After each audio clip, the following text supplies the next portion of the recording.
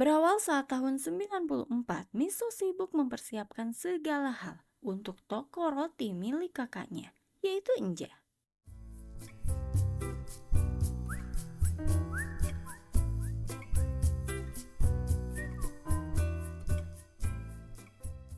Saat itu masuk seorang lelaki remaja bernama Hyunwoo yang menanyakan susu kedelai.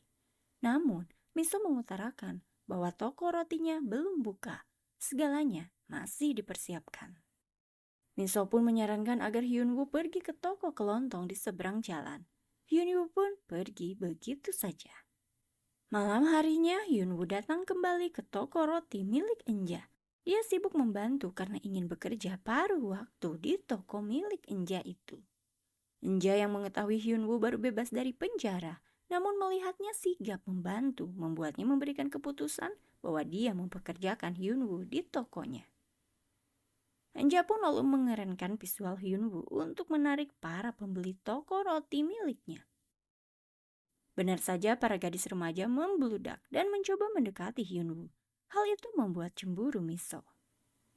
Hari demi hari, Miso dan Hyunwoo bekerja dengan tekun, membuat hubungan mereka semakin dekat.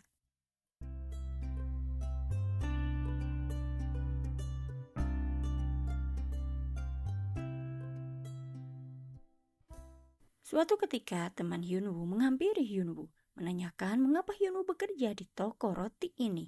Hyunwoo yang tidak menjawab seketika temannya membawa cupcake, hendak menikmatinya. Sembari dia pun menceritakan bahwa dialah yang membebaskan Hyunwoo dari penjara. Saat itu temannya teralihkan oleh rombongan anak TK yang membeli roti. Hari yang berbeda, temannya yang sudah ada di toko roti milik Enja bersama teman-teman Hyunwoo lainnya membuat ruangan pun terasa sesak. Enja lalu memberinya beberapa roti dan menyuruh mereka untuk segera pergi. Sebelum pamit, Hyunwoo pun meminta kasbon kepada Enja. Hyunwoo lalu berpesta pora bersama teman-temannya. Dilansir, mereka merayakan upacara kematian dari temannya, yaitu Jung Hyuk. Teringat jelas dalam ingatan masa lalu Hyunwoo saat bersekolah mereka bermain bola kasti di rooftop, menewaskan Jung Hyuk yang terjatuh. Karena itulah Hyunwoo pun ditahan. Hari demi hari berlalu, tiba di tahun 97. Hyunwoo yang berprofesi mengangkut barang dan juga mengantarkan barang. Dia ditugaskan mengantar barang ke toko buku milik Pak Kim. Sementara itu, Enja yang kini berganti alih profesi sebagai pemilik kedai dikunjungi oleh adiknya Miso yang memuji masakan Enja begitu lezat. Hyunwoo mengantar barang ke toko buku Pak Kim. Lanjut dia pun diminta untuk mengantar ibu Pak Kim pulang dengan menggendongnya.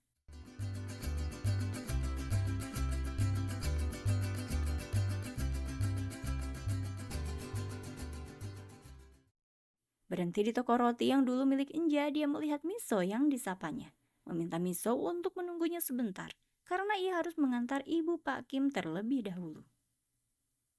Berlari penuh semangat, Hyunwoo pun menghampiri Miso kembali yang menunggunya. Hyunwoo lalu menceritakan bahwa ia telah lulus paket C. Miso pun senang mendengarnya dan akan memberitahu Enja, yang pasti juga akan bangga mendengarnya.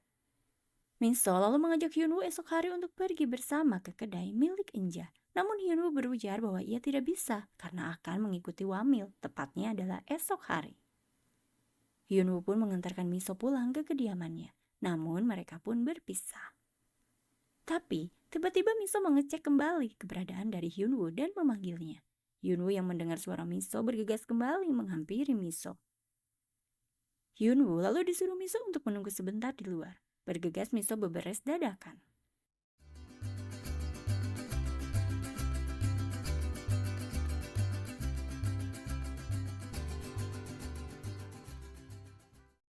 Setelah itu, Hyunwoo pun lalu dipersilahkan untuk masuk.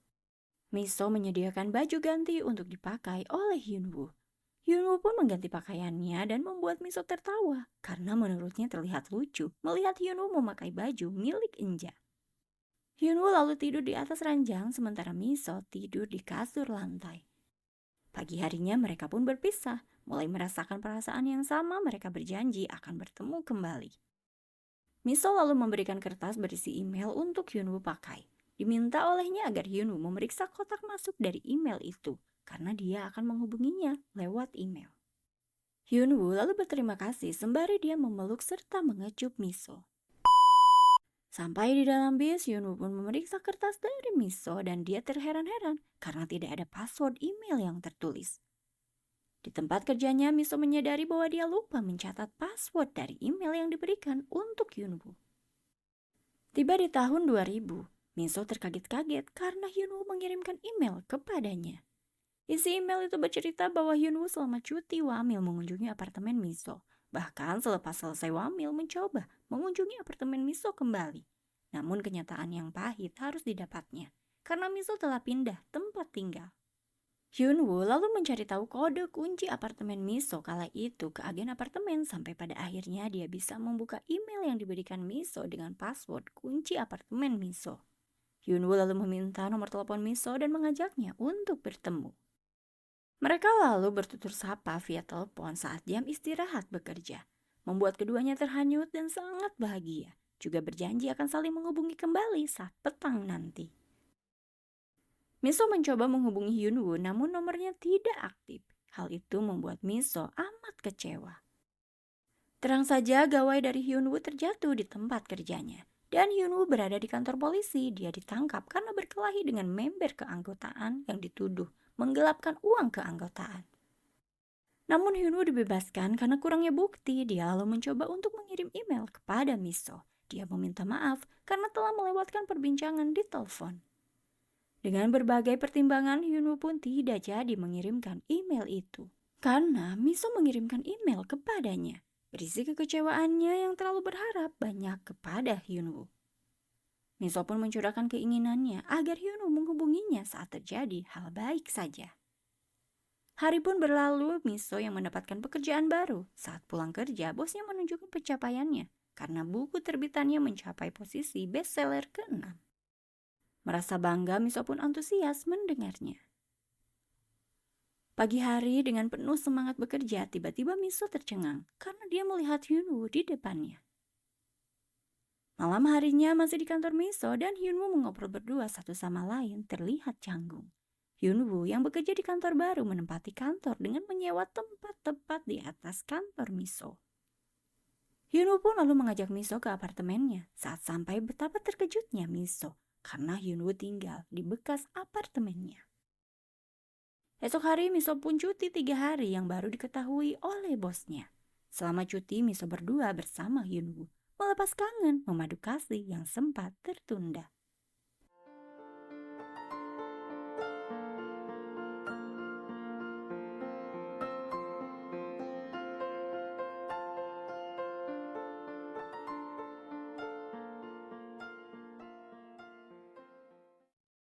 Miso lalu mengantar Hyunwoo ke lokasi kedai Enja, namun Hyunwoo terlebih dahulu yang mengunjungi Enja, yang kini menikahi duda beranak satu. Enja lalu menyambut Hyunwoo dan saat itu terlihat anak tirinya dikejar oleh Miso, diminta untuk meminta maaf karena keponakan tirinya kepergok ngudud. Enja pun lalu menyediakan makanan untuk Miso dan juga Hyunwoo, yang terlihat menikmati dan memuji kelezatan makanan buatan Enja. Di kantornya, Miso diberitahu oleh bosnya bahwa dia telah membeli bekas toko roti milik kakak Miso dari real estate. Dan itu dihadiahkan oleh bosnya untuk Miso. Namun, Miso hanya tertawa. Pada akhirnya, bosnya pun mengungkapkan perasaannya kepada Miso yang telah ia pendam. Miso menimpali dengan tawaan kembali karena menurutnya bosnya amat norak. Sementara itu, Hyunwoo dijemput oleh teman-temannya untuk pergi ke kediaman mendiang Junghyuk yang disambut kurang baik oleh ibu mendiang Junghyuk.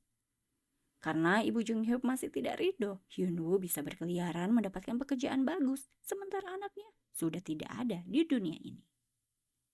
Kala itu, Hyunwoo pun langsung meminta maaf kembali. Miso mencoba menghubungi Hyunwoo namun ponsel Hyunwoo tertinggal di mobil temannya.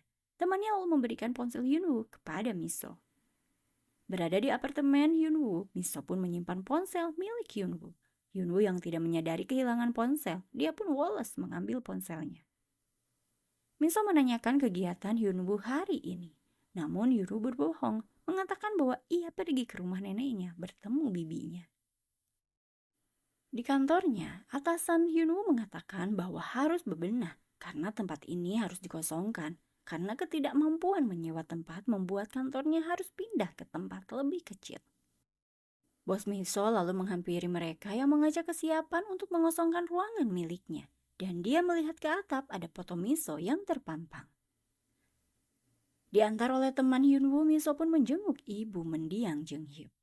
Malam harinya saat hendak makan bersama Hyunwoo, Miso menceritakan kegiatannya di pagi tadi, di mana dia diantar oleh teman Hyunwoo mencoba menjenguk ibu mendiang dari Jung Hyuk, namun tidak menemukannya. Dilansir tetangganya telah pindah. Hyunwoo lalu tiba-tiba tidak terima karena Miso tidak berdiskusi dulu mengenai hal itu. Dia seolah tidak dipercaya oleh Miso. Hyunwoo pun lalu pergi meninggalkan Miso dan menghampiri temannya mempertanyakan maksud membawa Miso ke ibu mendiang Jung Hyuk. Temannya lalu mengungkapkan kekesalannya selama ini kepada Hyunwoo. Karena bercanda di atap Jung Hyuk pun terjatuh sampai kehilangan nyawa. Sementara itu dia masih tidak terima Hyunwoo dimaafkan dan bisa hidup normal. Hyunwoo lalu menghajar temannya. Selepas itu Hyunwoo pergi ke kedai milik Enja. Enja lalu menyediakan makanan untuknya dan disantap penuh haru oleh Hyunwoo. Sampai di kediamannya, Hyunwoo pun tidak melihat Miso. Esok harinya, Hyunwoo ke kantornya, namun kantornya telah dikunci rapat. Dia lalu menghampiri bos Miso dan meminta membukakan pintu kantornya karena barangnya ada yang tertinggal, yaitu sebuah foto. Namun bos Miso menyatakan bahwa ia telah membuang foto Miso yang tertempel di atap. Menancapkan gas mobilnya, Hyunwoo lalu mengerahkan tenaganya mengejar bos Miso. Kala itu bos Miso yang menjemput Miso di toko roti saat hendak naik mobil bosnya. Miso melihat Hyunwoo berlari ke arahnya. Namun dia masuk ke dalam mobil dan mengacuhkan Hyunwoo. Merasa kasihan, Miso lalu meminta mobil untuk berhenti dahulu. Miso menghampiri Hyunwoo dan memintanya untuk jangan lari lagi karena dia tidak ingin Hyunwoo terluka. Miso pun bergegas kembali masuk ke dalam mobil. Beberapa hari berlalu, Miso mengunjungi Enja dengan menikmati roti yang tiada dua enaknya. Enja pun teringat akan Hyunwoo yang berjanji padanya akan kembali dan membukakan toko roti untuknya. Karena menurut Hyunwoo, hanya Enja yang mempercayainya. Keluarga intinya, bibi ataupun neneknya tidak mempercayainya. Berbekal info dari Enja, Miso lalu menemui Hyunwoo di tempat kerja barunya, yang begitu senang ketika melihat Miso ada di hadapannya.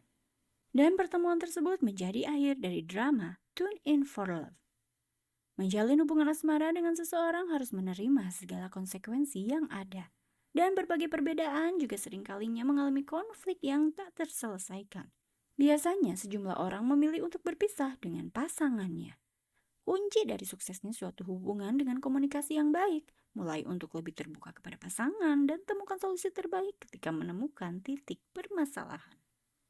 Terima kasih untuk kalian yang sudah mantengin Suara Cece sampai drama ini berakhir. Jangan lupa simak drama-drama lainnya dan subscribe. Bye-bye.